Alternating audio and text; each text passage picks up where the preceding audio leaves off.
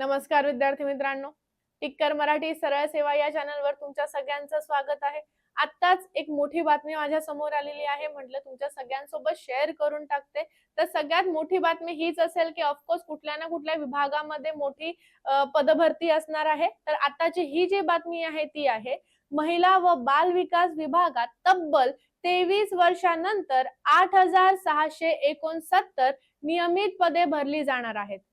आता या पदभरतीमुळे होणार काय आहे, तर या विभागाच्या सक्षमीकरणाला आपली मोठी चालना मिळणार आहे, अशी माहिती आपल्या महिला व बालविकास मंत्री अदिती तटकरे यांनी दिली आहे। मग आता ह्याच्यामध्ये तब्बल 23 वर्षानंतर किती आलेले आहे जागा?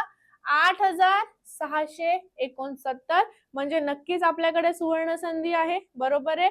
बघा, विभागातील एकूण पदांचा आढावा घेण्यात आला आणि त्यापैकी काही पदे रद्द करून 165 नव्या पदांची वाढ करण्यात आलेली आहे।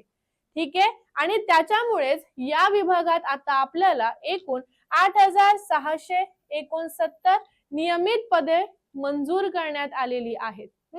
आता ह्याच्या सोबतच हे पुढचं सुद्धा महत्त्वाचं आहे, याशिवाय विभागाच्या कामासाठी 2843 पदे ही बाह्य यंत्रणेमार्फत भरण्यास मान्यता दिलेली आहे।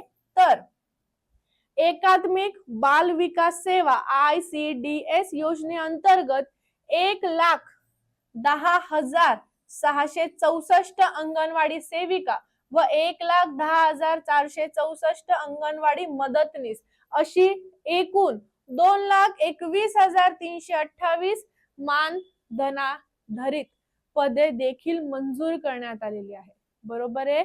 म्हणजे अंगणवाडी सेविका आणि अंगणवाडी मदतनीस यांची एकूण पदे किती झाली?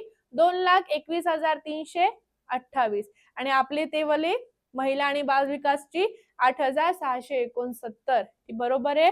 मग आता हा 23 वर्षानंतर घेतलेला महत्त्वपूर्ण निर्णय विभागाच्या सक्षमीकरणासाठी अत्यंत उपयुक्त ठरणार आहे। यामुळेच महिला आणि बाल कल्याण योजनांची अंमलबजावणी अधिक प्रभावीपणे होईल, असं आपल्या मंत्री अदिती तटकरे यांनी सांगितलेलं आहे। तर मी एवढंच म्हणेन, अभ्यासाला सुरुवात करा। छान सुवर्ण संधी आहे सगळ्यांच्या हातामध्ये। लवकरच आपण ह्याचे लेक्चर सुरू करूयात। याचा पोर्शन नेमकी काय असेल याची सखोल माहिती मी पुढच्या एका व्हिडिओमध्ये घेऊन येते। आता थांबूयात। जय Hind, bye bye, take care. लेक्चरला लाईक करून घ्यायचंय, शेअर करायचं आहे आणि आपल्या टिक्कर मराठी सरळ सेवाला सबस्क्राइब करून घ्यायचं आहे, कारण अशीच नवनवीन नोटिफिकेशन मी तुमच्या समोर घेऊन येणार आहे। Thank you.